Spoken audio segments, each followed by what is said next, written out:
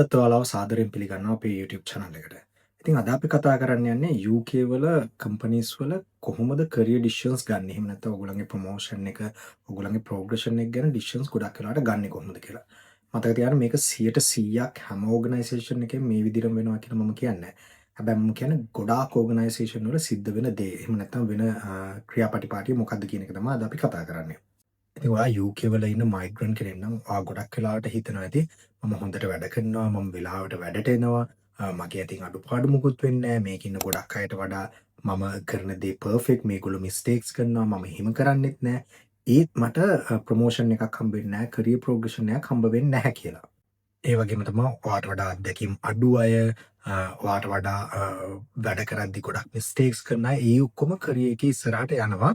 ඉතින් මේක සමහරවිට ඔයාට හිතෙනවා ඉතින් මේක රේසිසම් වෙන්න පුළුවන්. එහෙම නැත්නම් මොවා පිටරට එක්කෙනෙක් හන්ද ඔයාට අඩුවෙන් සලකනවා. ඒ වගේ ගොඩක් දේවල් හිතෙන්න පුළුවන්.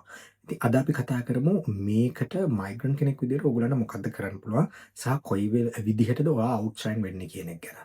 ඒ වගේම තමා මේක ගොඩක් ආයතන වලට පොදුයි. මොකද ඔයා වැඩ කරන සෙක්ටර් එක අදාළ නම් ඔයා වැඩ කරන කියා වෙන්න පුළුවන්, පබ්ලික් වෙන්න පුළුවන්, ෆයිනෑන්ස් වෙන්න පුළුවන්, ඔයිල් ඇන්ඩ් ගෑස් වෙන්න පුළුවන්, IT වෙන්න පුළුවන් මේ ඕනම ශ්‍රේෂ්ඨයකට මේක බලපානවා. සහ මේක ගොඩක් වෙලාවට මම දැකලා තියෙනවා මේ වගේ ෆීල්ඩ්ස් ඔක්කොගේම සිද්ධ වෙන දෙයක් විදිහට.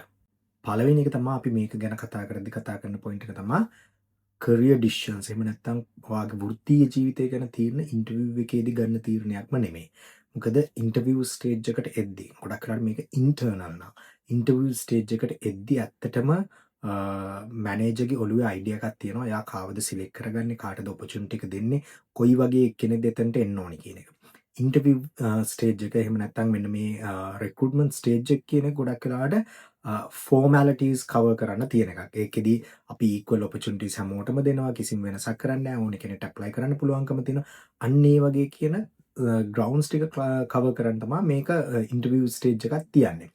ඉතින් ඕක එක්ස්ටර්නල් වෙද්දී අනිත් පැත්තට ගොඩක් වෙලාවට මැනේජර්ස්ලා බලන්නේ මෙයා කොච්චර රිලයබල්ද, මෙයා කොච්චර ලීඩර්ෂිප් ස්කිල් තියෙන කෙනෙක්ද, එහෙම නැත්නම් මෙයා කොච්චර හොඳට සිටුේෂන් එක මැනේජ් කරනවද, අන්න ඒ වගේ දේවල්. ඉතින් ඒක හන්ද ඉන්ටර්විව් එක කියන එකම ඔයාගේ කරියර් එකේ ප්‍රොග්‍රෙෂන් එකට බලපාන්නේ නැහැ. දෙවනි පොයින්ට් එක තමයි ඉතින් මැනේජර් කෙනෙක් හැම වෙලේම හොයන්නේ සේෆ් ඔප්ෂන් එක. ඒ කියන්නේ ඒගොල්ලන්ට සේෆස්ම ඔප්ෂන් එක විදිහට කිව්වොත් එම කරදරයක් නැතුව වැඩේ කරගෙන යන්න පුළුවන් එක්කෙනෙක්, ටීම් එක මැනේජ් කරගන්න පුළුවන් එක්කෙනෙක්, කම්පැනි එක ප්‍රොසෙස් එක ගැන අයිඩියා එකක් තියෙන එක්කෙනෙක්, ඊළඟට ඒගොල්ලන්ගේ ස්ටේක් හෝල්ඩර්ස්ලා මැනේජ් කරන්න පුළුවන් එක්කෙනෙක්, කමියුනිකේෂන් පාර්ට් එක හරියට බැලන්ස් කරගන්න පුළුවන් එක්කෙනෙක්, කම්පැනි එකේ සිස්ටම් එක ප්‍රොසෙස් ගැන අයිඩියා එකක් තියෙන එක්කෙනෙක්. ඒ වගේ දේවල් තමයි මැනේජර් බලන්නේ. ඉතින් එතෙන්දී ඔයා කොච්චර දක්ෂයෙක් වුණත් වැඩක් නැහැ. ඔයාට මේ දේවල් පුළුවන් කියලා පෙන්වන්නේ නැත්තම්. ඉතින් ඔයා දක්ෂයෙක් කියන්නේ ඔයාගේ ජොබ් එක ඔයාගේ පාර්ට් එක විතරක් කරලා ඉවරලා මම හොඳට වැඩ කරන හන්ද මට ප්‍රොමෝෂන්ස් දෙයි. එහෙම නැත්නම් මට රෙකග්නිෂන් එකක් හම්බ වෙයි කියලා හිතන එක්කෙනා නම් ගොඩක් වෙලාවට ඔයාව මෙතෙන්දී ලෙෆ්ට් අවුට් වෙන්න තියෙන ඉඩකඩ වැඩි. ඊළඟ පොයින්ට් එක තමයි ගොඩක් වෙලාවට අපි මයිග්‍රන්ට්ස්ලා විදිහට තේරුම් නොගත්ත දේ තමයි අපි මොකද ලංකාවේදී නම් ඔයා වැඩ කරන ආයතනේ ඔයා ජොබ් එක හරියට දන්නවා නම් ඔයා ජොබ් එක හරියට කරනවා නම් ඔයාව ප්‍රොමෝට් කරනවා. මොකද ඒකට තව හේතුව තමයි ලංකාවේ ගොඩක් වෙලාවට අපි ඉන්න වැරදි මතයක් තමයි මෙයා මේ ජොබ් එක හොඳට කරනන්ද මෙයාව ප්‍රොමෝට් කරොත් මෙයා එතන ජොබ් එකත් හොඳට කරයි කියන එක. එතෙන්දී අපි කොයි වෙලේවත් බලන්නේ නැහැ මෙයාගේ මැනේජ්මන්ට් ස්කිල්ස් මොනවාද, මෙයාට ටීම් එකක් එනවා නම් ටීම් ඩයිවර්සිටිස් කොහොමද මැනේජ් කරන්නේ, මෙයා කොච්චර හොඳ කමියුනිකේටර් කෙනෙක්ද, මෙයාගේ ස්ටයිල් එක මොකද්ද, ඒ කිසිම දෙයක් අපි බලන්නේ නැහැ. අපි එයාව ප්‍රොමෝට් කරන්න ගොඩක් වෙලාවට simply because of they are doing a good job at current role. ඉතින් මේක වැරදි මතයක්. ඒ වගේම තමයි UK වලදී ගොඩක් වෙලාවට මෙහෙ මැනේජර්ස්ලා බලන්නේ මෙයා කොච්චර හොඳට දැන් ජොබ් එක කරනවද කියන එක නෙමෙයි. මෙයාට කොච්චර ස්කිල් සෙට් එකක් තියෙනවද මෙයා ප්‍රොමෝට් වෙන පොසිෂන් එකේදී මැනේජ් කරගන්න. උදාහරණයක් විදිහට ඕගනයිසේෂන් එකට තියෙන ඉම්පැක්ට් එක, රිස්ක් ඇන්ඩ් අවුට්කම් එක මොන වගේද මැනේජ් කරන්නේ.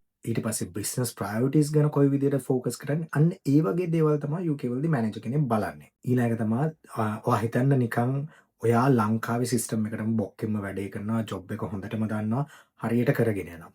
හැබැයි UK විදිහට මෙහි තව එක්කෙනෙක් ඉන්නවා. එයා වැඩේ කරද්දී එයා ඉම්පැක්ට්ස් ගැන කතා කරනවා, රිස්ක් මිනිමයිස් කරන එක ගැන කතා කරනවා, සහ එයා හොඳට කමියුනිකේට් කරනවා, පැහැදිලිව කමියුනිකේට් කරනවා, පොටෙන්ෂල් ඔපචුනිටිස් ඒ දේවල් ගැන කතා කරනවා. ඒතර ඔයා කොච්චර ජොබ් එක දැනගෙන හරියට කරත් වැඩක් නැහැ අර දේවල් ටික කතා නොකරන තාක්කල්. එතකොට මැනේජර් හැම වෙලේම chance එකක් opportunity එකක් දෙන්න අන්න අර එක්කෙනාට. ඔයාට වඩා. මොකද එයා හිතනවා මෙයා වෙනසක් කරයි, චේන්ජ් එකක් කරයි, මෙයා වෙනසක් ගැන කතා කරන එක්කෙනෙක් කියලා. හතරවෙනි පොයින්ට් එක ටිකක් වියර්ඩ් පොයින්ට් එකක්. මොකද මැනේජර් හැම වෙලේම බිලීව් කරනවා එයාට මේ ප්‍රොමෝෂන් එක ජස්ටිෆයි කරන්න, එක්ස්ප්ලেইন කරන්න පුළුවන් වෙන්න ඕන කියලා. ඉතින් මේක හරිය ලස්සන කතාවක්. මොකද මැනේජර් තමන් ප්‍රොමෝට් කරන්න ඉන්න එක්කෙනා කොච්චර දුරට රෙඩීද මේ පොසිෂන් එකට ඇයි සුදුසුද කියලා HR එකට, එයාගේ මැනේජර්ට, සීනියර් මැනේජ්මන්ට් එකට කන්වින්ස් කරන්න. ඉතින් මැනේජර්ට එහෙම කන්වින්ස් කරන්න පුළුවන් වෙන්නත් අපි එයාට පොයින්ට්ස් දීලා තියෙන්න ඕන. උදාහරණයක් විදිහට අපි ඉම්පැක්ට්ෆුල් එම්ප්ලොයි කෙනෙක්, අපි අර මං කලින් කියපු පොයින්ට්ස් ටික ගැන අපි ඒ පැත්තට වැඩ කරනවා, ඒ දේවල් අපි කන්සිඩර් කරනවා කියන එක මැනේජර්ට එයාගේ මැනේජ්මන්ට් එකට එහෙම නැත්නම් එයාගේ මැනේජර්ට කියන්න HR එකට ජස්ටිෆයි කරන්න හැකියාව ලබා දෙන්න ඕන. ඉතින් එහෙම නැති තාක්කල් ඔයාට ප්‍රොමෝෂන් එකක් ගන්න තියෙන chances අඩුයි. මොකද ඇත්තම කතාව ලංකාවේදී අපි ගොඩක් වෙලාවට කියන එයා හොඳට perform කරනවා. ඒකන්ද අපි එයාව ප්‍රොමෝට් කරමු. මොකද ඒකෙන් එයා එන්කරේජ් වෙයි, එයාට තව වැඩ කරන්න හිතේ. ඒ වගේ දේවල් තමයි අපි කියන්නේ. මොකද ඒකෙන් එන ෆයිනෑන්ෂල් බෙනිෆිට්ස් එක ඒ වගේ පැත්ත තමයි අපි ફોකස් කරන්නේ ලංකාවේදී. මේකේ UK වලදී සිටුේෂන් එක ඊට චුට්ටක් වෙනස්. අනිත් එක තමා අපි හිතන දෙයක් තමා ෆෝමල් ඩිස්කෂන්ස් විතරයි කරියර් ප්‍රොග්‍රෙෂන් එකට බලපාන්නේ කියලා මයිග්‍රන්ට්ස්ලා විදියට. මේක ඇත්ත නෙමෙයි UK වලට ආවට පස්සේ. UK වලදී ගොඩක් වෙලාවට ඉන්ෆෝමල් ඩිස්කෂන්ස්, ඉන්ෆෝමල් මූව්මන්ට්ස් උත් බලපානවා මෙන්න මේ කරියර් ප්‍රොග්‍රෙෂන් එකට. ඉතින් උදාහරණයක් විදියට කිව්වොත් ඔයාගේ 1 to 1 එකේදී ඔයා මැනේජර්ත් එක්ක කතා කරන දෙයට අමතරව ඔයා කොච්චර දුරට ඒ මීටින්ග්ස් වලින් පිට සාමාන්‍ය අවස්ථාවකදීත් මැනේජර්ත් එක්ක ඉන්ෆර්මේෂන්ස් ෂෙයා කරගන්නවද, කොච්චර දුරට ඉම්ප්‍රූව්මන්ට්ස් ගැන කතා කරනවද, ඊට අමතරව ඔයාට දෙන ප්‍රොජෙක්ට්ස් ඔයා කොච්චර හොඳට ලීඩ් කරනවද, එහෙම නැත්නම් ඔයා ඉනිෂියේටර් කෙනෙක් විදිහට වැඩ කරනවද, ඔයා අලුතෙන් ප්‍රොජෙක්ට්ස් බාර ගන්නවද, ඔයා ෆීඩ්බැක්ස් දෙනවද, අන්න ඒ වගේ දේවලුත් බලනවා. ඉතින් ඒවත් බලලා තමයි ඔයාව ප්‍රොමෝෂන් එකට රෙකමන්ඩ් කරන්නේ. නිකම්ම ඔයාගේ ෆෝමල් ඩිස්කෂන් එකේදී කියන දේවල් නෙමෙයි. මොකද ෆෝමල් ඩිස්කෂන් එකේදී 1 to 1 එකේදී ගොඩක් වෙලාවට මැනේජර් කතා කරන්නේ ඔයාට දැන් තියෙන ප්‍රශ්න මොනවාද, මොන වගේද වැඩ කෙරෙන්නේ, ඔයාට මොනවාද මැනේජර්ගෙන් අහන්නේ, අන්න ඒ වගේ දේවල්. ඉතින් මේ ෆෝමල් ඩිස්කෂන් එකෙන් එහාට ගිහින් ඉන්ෆෝමල් සිටුේෂන් එකේදී ඔයාගේ බිහේවියර් එක, ඔයා වැඩ කරන විදිය, ඒ දේවලුත් මැනේජර් ඔබ්සර්ව් කරනවා සෑහෙන දුරකට. ඉතින් එතකොට මං අර ඉස්සර වීඩියෝස් වලත් කතා කරපුදී ඔයා ක්වයට් ප්‍රොෆෙෂනල් කෙනෙක් නම්, උදේ එනවා වැඩ කරනවා පර්ෆෙක්ට්ලි, කිසි අවුලක් නැතුව වැඩ කරලා සද්ද නැතුව ගෙදරට යන කෙනෙක් නම් ඔයාට ප්‍රොමෝෂන් එකක් හරි කරියර් ප්‍රෝග්‍රෙෂන් එකක් හරි ලැබෙන්න තියෙන chances ගොඩක් අඩු වෙනවා. මොකද ඒ වෙනුවට තවත් එක්කෙනෙක් ඉන්න පුළුවන් ඔයා තරම් බොක්කෙන් වැඩ නොකරන, ඔයා තරම් පර්ෆෙක්ට්ලි වැඩ නොකරන. හැබැයි එයා අර මං අර කලින් කියපු දේවල් ටික කතා කරන එක්කෙනෙක්, ඒවා පෙන්නන එක්කෙනෙක්. මැනේජර් හිතනවා එයා තමයි රයිට් කැරක්ටර් එක කියලා ඒ පොසිෂන් එකට. අනිත් එක තමා ලංකාවේදී අපි ගොඩක් වෙලාවට අත්විඳපු දෙයක් තමයි පොසිෂන් එකක් අවේලබල් නම්, ප්‍රොමෝටබිලිටි එකක් තියෙනවා නම් අපි එයාව ප්‍රොමෝට් කරනවා. ඉතින් ඒකට හේතු ගොඩක් බලලා අපි එයාව ප්‍රොමෝට් කරනවා. හැබැයි UK වලදී සිටුේෂන් එක චුට්ටක් වෙනස්. UK වලදී ඔක වෙන්නේ අනිත් පැත්ත. ඔපචුනිටි එක ඉස්සෙල්ලා ක්‍රියේට් කරගත්තොත් තමයි ප්‍රොමෝෂන් එක සිද්ධ වෙන්නේ. ඉතින් ඒක සමහරට ඒ වගේ වෙලාවක පොසිෂන් එකක් ක්‍රියේට් කිරීමක් වෙන්න පුළුවන්. ඉතින් ඒක අපි වෙන්නේ කොහොමද කියලා පොඩ්ඩක් කතා කරමු ඉන් ඩීටේල්. ඉතින් UK වලදී ගොඩක් වෙලාවට කරන්නේ ඔයාට ප්‍රොජෙක්ට් ලීඩර්ෂිප් එකක්, එහෙම නැත්නම් ප්‍රොජෙක්ට් එකක් හැන්ඩල් කරන්න දෙයි. ඊට පස්සේ ඊට අමතරව ඔයාට ඇක්ටිං අප් කරන්න දෙයි. එහෙම නැත්නම් ඔයාට එක්ස්ට්‍රා රෙස්පොන්සිබිලිටිස් දෙයි.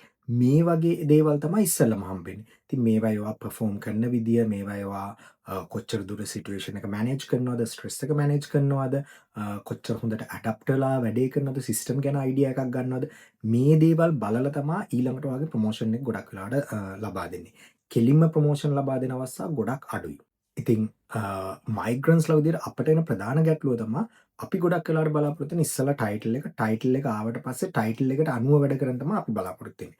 ඉතින් ඒක UK වලදී පොඩ්ඩක් වෙනස් වෙලා ඉවරලා ඔයා ලබා ගන්න ඉන්න ටයිටල් එකට දැම්ම වැඩ කරොත්ම ඔයාට ගොඩක් දුරට ඒ ටයිටල් එක හම්බෙන්න තියෙන chances වැඩි. හැබැයි මම එහෙම කියද්දි කියන්නේ අනිත් අයට බොසා වෙලා ඉවරලා බොස් ලයින් දීලා ඉවරලා මිනිසුන්ට ආව එපා වෙන තැනට හැසිරෙන්න කියලා. එහෙම නෙමෙයි. රෙස්පොන්සිබිලිටිස් අරගෙන වැඩ කළා, ප්‍රොජෙක්ට්ස් ලීඩ් කළා, ඔයා එක්ස්ට්‍රා රෙස්පොන්සිබිලිටිස් අරගෙන ඒ විදිහට වැඩ කරද්දී ඔයා නොටිසබල් කැරක්ටර් එකක් වෙනවා. ඔයා විසිබල් වෙනවා. මේ UK වල වර්ක් කල්චර් එකේ මේ විසිබල් වීම ගොඩක් වැදගත්. ඒක අපි හරියට මැනේජ් කරොත්, ඒ විසිබල් වීම හරියට මැනේජ් කරොත් ඔයාට කරියර් එකේ ඉස්සරහට යන්න තියෙන chances වැඩි. ඊළඟ පොයින්ට් එක විදිහට අපි කතා කරන්නේ කොච්චර දුරට ඔයා කම්පැනි එකට ෆිට වෙනවද කියන එක. හැබැයි මේකදී අපි කතා කරන්නේ කල්චරල් ෆිට් එක නෙමෙයි. මේක ගොඩක් වෙලාවට හිඩන් ෆැක්ටර් එකක් UK වර්ක් කල්චර් එක ඇතුලේ. ඉතින් මෙතෙන්දී අර මම කලින් කිව්වා වගේ කල්චරල් ෆිට් එක නෙමෙයි, කම්පැනි එකේ ප්‍රොසෙස් ගැන කොච්චර හොඳ අයිඩියා එකක් තියෙනවද, කම්පැනි එකේ එක්ස්පෙක්ටේෂන් එක කොච්චර දුරට ඔයාට තේරෙනවද, ෆීඩ්බැක්ස් කොහොමද ඔයා හැන්ඩල් කරන්නේ, ඊළඟට කොච්චර දුරට ඔයාට ඇඩැප්ට් වෙන්න පුළුවන්ද කියන දේවල් තමයි මෙතෙන්දී ගොඩක් වෙලාවට බැලෙන්නේ. ඉතින් අපි ලංකාවේදී අපි පුරුදු වෙලා ඉන්නේ ගොඩක් වෙලාවට අපි ෆීඩ්බැක් ටිකක් පර්සනලි ගන්නවා අපේ කල්චර් එකේ හැටියට. ඒක හන්ද අපි ෆීඩ්බැක් දුන්නාට පස්සේ ගොඩක් වෙලාවට ඒකේ නෙගටිව් පැත්ත විතරක් අරගෙන අපි සයිලන්ට් වෙනවා. ඊට පස්සේ ඒක ගැන ආයෙ කතා කරන්නේ නැහැ. ඒකේ ඉම්ප්‍රූව්මන්ට්ස් ගැන කතා කරන්නේ නැහැ. ඒ වගේ පොඩි ආකල්පමය තත්ත්වයක් ලංකාවේ ගොඩක් අයට තියෙනවා. ඉතින් ඒක ලංකාවේ වැඩ කරපු කෙනෙක් විදිහට මමත් දන්නවා. හැබැයි UK වලදී එහෙම නෙමෙයි. ඒ ෆීඩ්බැක්ස් වලින් ඔයාගේ ඉම්ප්‍රූව්මන්ට් එක මොකද්ද? ඒකේ ඉම්පැක්ට් එක මොකද්ද? ඒ දේවල් ගැන ඔයා මැනේජර්ත් එක්ක කතා කරන්න ඕනේ. ඒ කතා කරලා ඔයා කොච්චර දුරට ඇඩැප්ට් වෙලා තියෙනවද? ඔයා කම්පනි ප්‍රොසෙස් එක තේරුම් අරන් තියෙනවද කියන එක ගොඩක් වටිනවා ඔයාගේ කරියර් ප්‍රෝග්‍රෙෂන් එකට. ඒක හන්ද තමයි මම කලිනුත් කිව්වේ මේ කල්චරල් ෆිට් එක නෙමෙයි කියලා. ඒතකොට ඔයාගේ ඇක්සන්ට් එක, ඔයාගේ බෑග්ග්‍රවුන්ඩ් එක, ඒ වගේ දේවල් නෙමෙයි 100%ක් වැදගත් වෙන්නේ. ඔයා කොච්චර දුරට ඇඩැප්ට් වෙලා තියෙනවද? කොච්චර දුරට සිස්ටම් එක තේරුම් අරන් තියෙනවද කියන එකයි. අනිත් එක තමා මං මේ වීඩියෝ එකෙත් කලින් කතා කරා ක්වයට් ප්‍රොෆෙෂනල් කෙනෙක්. සහ මම මීට කලින් වීඩියෝ වලත් කතා කරලා තියෙනවා. UK වල ගොඩක් වෙලාවට ඔයා සද්ද නැතුව ඉන්නවා කියන්නේ ඔයා ඉන්න තැන ඔයා සතුටින් ඉන්නවා. ඔයා කම්ෆර්ට්. ඒක හන්ද ඔයා ප්‍රෝග්‍රෙෂන් එකක් බලන්නේ නැහැ, ප්‍රොමෝෂන් එකක් බලන්නේ නැහැ, ඊට වඩා රෙස්පොන්සිබිලිටිස් ගන්න යන්නේ නැහැ කියලා තමයි UK වල ගොඩක් වෙලාවට හිතන්නේ. ඉතින් මේක මගහරව ගන්නම් මම කියන්නේ ඔයාට ගිහින් ගල මැනේජර් කියන්නේ මම අසතුටින් ඉන්නේ මට ප්‍රොමෝෂන් එකක් ඕනි කියලා. නෑ ඒක නෙමෙයි. ඔයා ප්‍රොමෝෂන් එකට රෙඩි කියලා පෙන්වන්න ඕනේ. ඔයා නෙක්ස්ට් ලෙවල් එකට යන්න ලෑස්ති. ඔයා මේ දේවල් කරලා තියෙනවා, මේ ඉම්ප්‍රූව්මන්ට්ස් අරන් තියෙනවා. මේ විදිහට තමයි ඔයාගේ එක්ස්පෙක්ටේෂන්ස් වෙනස් වෙලා තියෙන්නේ. ඒ දේවල් මැනේජර්ත් එක්ක කතා කරන්න ඕනේ. ෆෝමල් ඇන්ඩ් ඉන්ෆෝමල් සෙටප් දෙකේදීම. ඒකෙදි ඒ වගේ මතකයක් මේක මැනේජර් වදයක් වෙන්න මැසේජ් එකක් දදා කියන්නේ ඒ මට්ටමට නෙමෙයි. බට් සිටුේෂන්ස් එනවා ඔයාට ඉන්ෆෝමල් ලෙවල් වලදී කතා කරන්න ඔයාගේ කරියර් ප්‍රොග්‍රෙෂන් එක ගැන. ඒ වගේම ෆෝමල් 1 to 1s. ඉතින් මේ වගේ සිටුේෂන්ස් ඔක්කොම ඔයා බැලන්ස් කරන්න ඕන ලස්සනට. අපි ලංකාවේ පුරුදු වෙලා ඉන්නේ ගොඩක් වෙලාවට සයිලන්ස් එකේ රෙස්පෙක්ට් කරගෙන ඉඳලා වැඩේ හරියට කරත් එම ඒකේ ප්‍රොමෝෂන් එකක් හම්බ වෙයි කියන එක. ඉතින් UK වලදී එහෙම නෙමෙයි. UK වලදී සයිලන්ස් කියන්නේ කම්ෆර්ට් කියන එක. ඒකන්ද හැම වෙලේම ඔයා වැඩේ හරියට කරනවා ඔක්කොමත් කරන ගමන් ඔයාවත් පොඩ්ඩක් බ්‍රෑන්ඩ් කරගන්න මාකට් කරගන්න. ඉතින් UK වලදී කරියර් එකේ ඕන ඔයාම තමා. ඉතින් මේකෙදි මැනේජර් ඔයාට උදව් කරයි ගයිඩ්ලයින් එකක් දෙයි. එහෙම නැත්නම් පොඩි චාන්සස් ටිකක් දෙයි. ඒක හරියට අරගෙන ඩ්‍රයිව් කරන එක තියෙන ඔයාගේ අතේ.